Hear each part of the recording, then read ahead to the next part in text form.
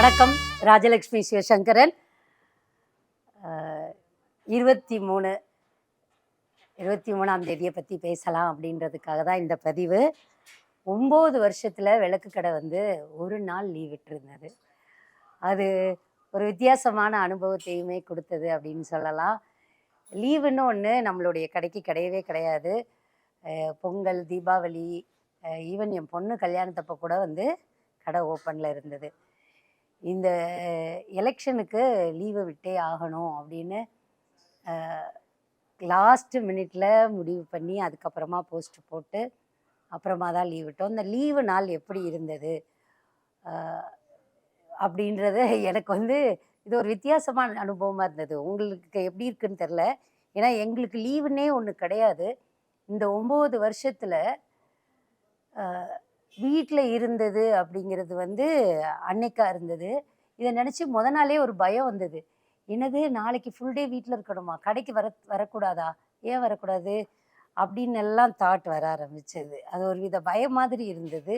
இல்லை எப்படி வீட்லேயே இருக்கிறது அப்படின்னு கூட தோணுச்சு. இதெல்லாம் உங்களுக்கு கேட்க எப்படி இருக்கோ தெரில, பட் நான் வந்து அதை அனுபவிச்சிறேன். காலையில் வழக்கம் போல் சீக்கிரமாகவே எழுந்து, வீட்டில் சர்வெண்ட் வரல, எங்கள் வீட்டில் இப்போ ஒரு 6 மாதமாக சமைக்கிறதுக்கு ஆள் வர்றாங்க, அவங்களும் வரல. ஸோ வீட்டில் சமைச்சி அதையெல்லாம் முடிச்சுட்டு காலையில் டிஃபன் சாப்பிட்டுட்டு ஓட்டு போட போயிட்டு வந்து திரும்ப மத்தியானம் சமைச்சோம். இந்த ஓட்டு போட போகும்போது பார்த்தா எங்களுக்கு வந்து சூளையில் தான் ஓட்டு இருக்குது. அப்படி போகும்போது மவுண்ட் ரோடு வழியாக போனோம். அப்போ தான் நான் ரியலைஸ் பண்ணேன் எல்லா கடையுமே பூட்டி இருந்தது. இந்த எலெக்ஷன் கொஞ்சம் வித்தியாசமாகவே நடந்துச்சோ அப்படின்னு கூட தோணுச்சு. எல்லாரும் நிறைய கடைகள் பூட்டியிருந்தது. டீ கடைகளும் ஹோட்டல் மட்டுமே, பெரிய பெரிய ஹோட்டல் மேன் பவர் இருக்கிறவங்க மட்டும் ஓப்பன் பண்ணி வச்சுருந்தாங்க. இதுவே வந்து ஏதோ நம்ம வந்து கொரோனா பீரியடுக்கு போன மாதிரி ஒரு 10 மணிக்கு மவுண்ட் ரோட்டில் எல்லா கடையும் பூட்டி இருக்கு, ரோடும் வந்து காலியாக இருக்குது அப்படின்ற மாதிரியான ஒரு ஃபீல் கொடுத்தது. அதை போயிட்டு ஓட்டு போட்டுட்டு எல்லாம் முடித்து வந்து வீட்டில் மத்தியானம் சமைக்கிறதுக்கு வந்தால், இது சொன்னால் எப்படி இருக்குன்னு தெரில, பட் அதுதான் உண்மை. 3 வருஷத்தில் அபிக்கு கல்யாணம் ஆனதுக்கு அப்புறம் 3 வருஷத்தில் அபி, மாப்பிள்ளை, ஆனந்தி, அருண், என்னுடைய வீட்டுக்காரரு, இவங்க 6 பேருக்கும் நாங்கள் 6 பேரும் ஒன்றா உட்காந்து சாப்பிட்டோம். இது வந்து அபி கல்யாணத்துக்கு அப்புறம் 3 வருஷத்துக்கு அப்புறம் இந்த நாள் நடந்தது. அது எனக்கு ரொம்ப ஷாக்காக இருந்தது. சமையக்காரம்மா சமைக்கிறதெல்லாம் முக்கால்வாசி அப்படியே இருக்கும். அதை எடுத்து பரிமாறுறதுக்கு ஆள் இல்லாமலோ அல்லது எடுத்து போட்டு சாப்பிட்றதுக்கு இல்லாமலோ அப்படியே இருக்கும். ஆனால் அன்னைக்கு இப்போ சமைச்ச அத்தனையுமே காலியாச்சு. அது பார்க்க ரொம்ப சந்தோஷமாக இருந்தது. என்னது, டேபிள் உடனே காலி ஆயிடுச்சு, எல்லாத்தையும் நல்லா சாப்பிட்டாங்க அப்படின்னு தோணுச்சு. இதெல்லாம் எல்லா பெண்களுக்கும் அன்றாட வாழ்க்கையா, அன்றாட நிகழ்வாக கூட இருக்கலாம். ஆனால் எங்களை மாதிரி இப்படி ஓடிக்கிட்டு இருக்கிறவங்களுக்கு இது புதுசு. நான் என்ன சொல்ல வர்றேன்னு புரிஞ்சிருக்கோம். இந்த அனுபவமே புதுசாக இருந்தது. சாயங்காலம் எங்கள் அண்ணியோட பையன் வீட்டுக்கு வந்தான். வைபவோட பூணூல் கல்யாணத்துக்கு பத்திரிக்கை வைக்க வந்தாங்க. வைபவ் சொற்பொழிவெல்லாம் பேசுவா இல்லையா, கதா காலட்சேபெல்லாம் பண்ணுறாள், குட்டி பையன். அவனுக்கு வந்து பூணூல் கல்யாணத்துக்காக பத்திரிக்கை வைக்க வந்தாங்க. ஒரு ஒரு ஒரு வீட்டில் இருக்கக்கூடிய ஒரு பெண்ணாக அன்றைக்கி ஒரு நாள் இருந்தது வந்து எனக்குள்ள ஒரு பெரிய மன அமைதியையும் கொடுத்துச்சு அப்படின்னே சொல்லலாம். நிறைய பேரோட வளர்ச்சியை பார்க்கும்போது இவங்க எப்படியெல்லாம் வந்துட்டாங்க அப்படின்னு சொல்லுவாங்க. ஆனால் எனக்கு இந்த எவ்வளோத்தை நம்ம மிஸ் பண்ணிகிட்டு இருக்கோம் அப்படின்றத நான் உணர்ந்து அதை யோசிக்கவே அன்றைக்கி ஒரு நாள் எனக்கு தேவைப்பட்டிருக்கு அப்படின்னு சொல்லலாம். ஹாலிடேஸ் அப்படின்றது எங்களுக்கு எப்போவுமே இல்லை. எங்களுக்கு எங்கேயாவது நாங்கள் போகிறோம் அப்படின்னா கூட அது வந்து கோவிலுக்கு போவேன். தொடர்ந்து லீவு கடைக்கு வராமல் அப்படின்னு இருக்கிறது ரொம்ப ரேரு. இந்த சண்டியாகத்துக்காக ஒரு 3 நாள், அதுவும் 2 நாள் இருந்துட்டு 2 நாள் லீவு போவேன், நான் போவேன். ஆனால் நம்ம கடை என்றைக்குமே லீவு விட்டதில்லை. ஒரு கட்டத்தில் இங்கே வந்து ஒரு சில சின்ன சின்ன விஷயங்கள் எல்லாம் நடக்கும்போது கூட நான் சொல்லுவேன், இந்த கடை வந்து கடைய மூடவே மாட்றோம். அது பாட்டுக்கு நடக்கும். யாரு வந்தாலும் வராட்டாலும் கடை ஓப்பன் ஆகி நடக்கும் அப்படின்னு சொல்லுவோம். எவ்வளவு ஓடிக்கிட்டு இருந்திருக்கோம் அப்படின்றத வந்து ரியலைஸ் பண்ணக்கூடிய ஒரு நாளா இருந்தது. பிள்ளைங்களோட சாருக்கு சாப்பாடு போட்டு, அ அவருக்கு சாப்பாடு அவர் சாப்பிட்டது, என்னதான் சமையல்காரங்க சமைச்சு குடுத்தாலும், நம்ம பிள்ளைங்களுக்கு நம்ம டேஸ்ட்டு தான் பிடிச்சிருக்கு அப்படிங்கிறத உணரும்போது, ஒரு பக்கம் வலி இருக்கு. ஒரு பக்கம் இவ்வளத்த நான் மிஸ் பண்ணி ஓடிக்கிட்டு இருக்கேன்ற ஒரு எண்ணம் வந்தது. இது வந்து நான் மட்டும் இல்ல, ஒரு ஒரு வேலைய தவம் மாதிரி பண்ணக்கூடிய ஒவ்வொரு பெண்களும் அழ இந்த நிலைமையில தான் இருப்பாங்க. அ உலகத்திலேயே நம்ம இந்தியாவுல இந்திரா நூயி அப்படின்றவங்க பெப்சிகோ நிறுவனத்தில ஒரு முதன்மை இடத்துல அவங்களுக்கு சிஇஓ லெவல்ல அவங்க இருக்காங்க. அவங்களுடைய கணவர் அடிக்கடி சொல்லுவாராம், "உன்னுடைய பிரியாரிட்டில நான் வந்து இருக்கிறதுலயே கடைசியில நான் இருப்பேன்" அப்படின்னு சொல்லுவாராம். அதுக்கு அந்த அம்மா சொல்லுமா, "பிரியாரிட்டி வரிசையில இருக்கீங்கன்னே சந்தோஷப்படுங்களேன்" அப்படின்னு சொல்லுவாங்களாம். அந்த அளவுக்கு இது எதனால ஓடுறோம் அப்படிங்கிறது வந்து பணம் மட்டுமே குறிக்கோளா? கண்டிப்பா கிடையாது.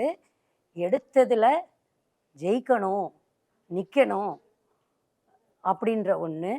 இன்னொன்னு, நமக்கு இது ஏன் இங்க விடுமுறை இல்ல அப்படின்னா, நம்மளுடைய வாடிக்கையாளர்கள் உலகம் முழுக்க இருக்காங்க. அவங்க சென்னைக்கு அங்க வந்த அன்னைக்கு, நம்ம கடைய வந்து அவங்க பிளான் பண்ணியிருந்திருக்கலாம். அவங்க வெளியூர்ல இருந்து, வெளிநாடுகள்ல இருந்து வரக்கூடியவங்க, அன்னைக்கு வந்துட்டு கடை பூட்டியிருக்கு, இன்னைக்கு கடை லீவாம் அப்படின்ற ஒரு எண்ணமே வரக்கூடாது. நம்மளுடைய டைமிங்ல நம்ம கடை ஓப்பன் ஆகி இருக்கணும் அப்படின்னு சொல்லி, அத வந்து தொடர்ந்து பண்ணிட்டு இருந்திருக்கோம். 9 வருஷத்துல 1 நாள் அப்படிங்கிறது வந்து ரொம்ப வித்தியாசமா இருந்தது. இது இது வந்து ஒரு பெருமைக்காக சொல்ல வரல. ஓடிக்கிட்டு இருக்கிற ஒவ்வொருத்தரும் இத வந்து அனுபவிச்சுட்டு இருக்காங்க.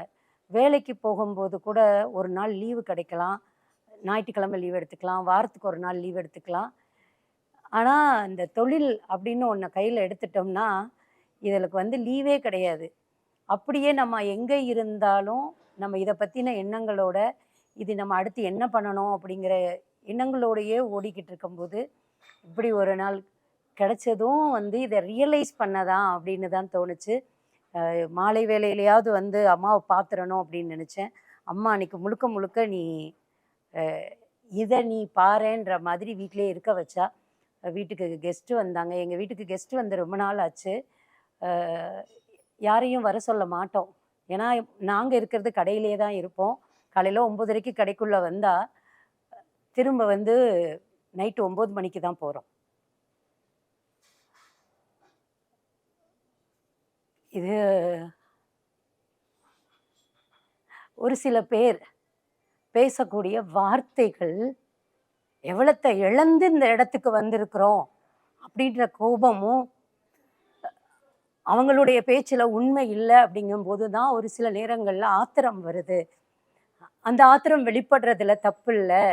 உழைக்கக்கூடிய எல்லாருக்குமே அவங்களுடைய வேலையும், அவங்களுடைய அந்த தவம் மாதிரி இருக்கக்கூடிய வாழ்க்கையையும் அவங்க கேலி, கிண்டல் பண்ணும்போது எல்லாருக்குமே பணம் மட்டுமே மோட்டோவா இருந்தா, ஒரு லெவல்ல ஃபுல்ஃபில் ஆகி உட்காந்துருவோம். எடுத்த துறையில நம்ம தான் நிக்கணும். நமக்கு நம்ம பரம்பரையே பார்க்காத ஒரு வேலைய நமக்கு அம்மா குடுத்துருக்கா. இந்த வேலையில ஜெயிச்சு காட்டுவோம், வாழ்ந்து காட்டுவோம். என்னைய நம்பி கிட்டத்தட்ட ஒரு 30 பொம்பளைங்க வேல பார்க்குறாங்க. 10 பசங்க வேல பார்க்குறாங்க. நாங்க குடுக்குற சம்பளம் அந்த குடும்பத்துக்கு ஏதோ ஒரு விதத்துல உதவுது அப்படின்றது மட்டும் தான் எங்கள திரும்ப திரும்ப ஓட வைக்குது. வேற எதுவுமே இல்ல. இத நான் ரியலைஸ் பண்ணி பேசுறதுக்கு கூட என் புத்தி வேல பார்க்கறதுக்கு அந்த ஒரு நாள் தேவைப்பட்டிருக்கு அப்படின்னு நெனைக்கிறேன். இந்த ஒரு நாள் திரும்ப நான் லீவ் விட சொன்னா யோசிச்சு யோசிச்சு தான் விடுவேன். ஏன்னா, நான் திரும்ப திரும்ப சொல்ற மாதிரி, இங்க யாரு வந்தாலும் ஏமாந்து போயிடக்கூடாது. அவங்க வர்ற அன்னைக்கு கடை திறந்திருக்கணும்.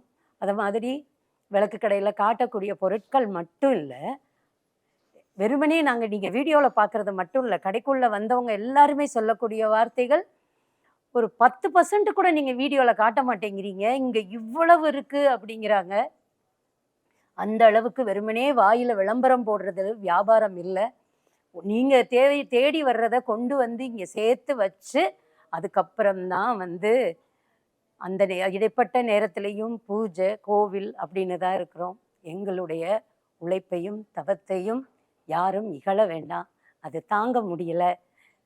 அ ஒரு ஒரு அம்மாவா எவ்வளத்த மிஸ் பண்ணிட்டுருக்கேன். ஒரு பொண்டாட்டியா எவ்வளத்த மிஸ் பண்ணிட்டுருக்கேன்றது எனக்கு தெரியும். என்னைய மாரி உழைச்சிக்கிட்டு இருக்கிறவங்களுக்கு தெரியும். இதுக்கு மேல பேசினா அழுதுருவேன்னு நான் நினைக்கிறேன். இத உடனே பேசி சொல்லணும் அப்படின்னு தோணுச்சு. என்னுடைய உறவுகளா இருக்கக்கூடிய உங்க எல்லாருக்கும் என்னுடைய வலி தெரியும் அப்படின்னு நினைக்கிறேன். உறவுகளுக்கு கூட எங்கள புரிஞ்சுக்கக்கூடிய எண்ணம் இருக்கா அப்படின்னு கேட்டா, அதுல பாதி பேருக்கு இருக்காது.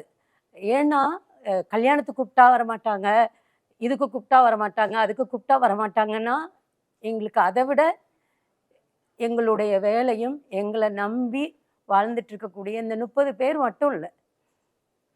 கிட்டத்தட்ட ஆயிரக்கணக்கான கைவினை கலைஞர்கள் குடும்பமும் எங்களுடைய தொழில நம்பியும் இருக்கு.